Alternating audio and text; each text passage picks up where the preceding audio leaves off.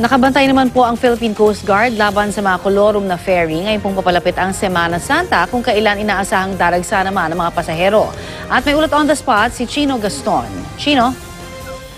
Connie, formal na binigyan ng send-off ng Philippine Coast Guard ang kanilang mga tauhan na i-deploy ngayong Semana Santa.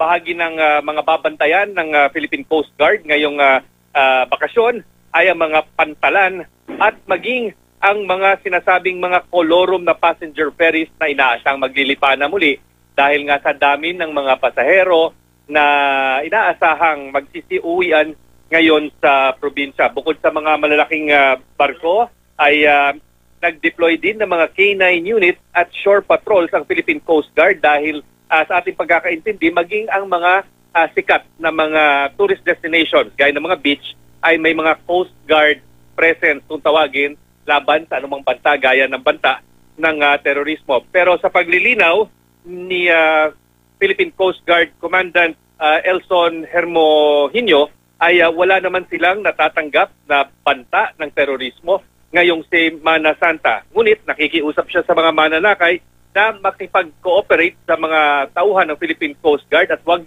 mainis at huwag maging matigas ang ulo kapag pinapakiusapan ng kanilang mga Coast Guard representatives dahil para naman sa kaligtasan ang mga ginagawang inspeksyon at ang pagpigil na paglipanan nitong mga sinasabing kolorum na barko. Koni, kapag meron daw may nakmataang hindi nais, may reklamo o di kaya may mga hinihinalang bagay na makita ang ating mga kababayan sa kanilang pag-uwi ngayong Semana Santa, pwedeng tumawag sa national hotline ng Philippine Coast Guard sa 0917-724-3682 at agad ipagbigay alam ang inyong concern o inyong reklamo para agad maaksyonan ng pamunuan ng Philippine Coast Guard. Bukod sa pagbabantay sa karagatan at mga pantalan, tumutulong din ngayon ang Philippine Coast Guard sa Interagency Task Force on Traffic. Kung kaya tawag ng magulat kung may makikita kayong mga tauhan ng Philippine Coast Guard na nagmamanman o tumutulong sa pagtataguyod ng kaayusan sa mga lansangan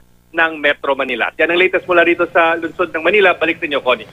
Maraming salamat, Chino Gaston.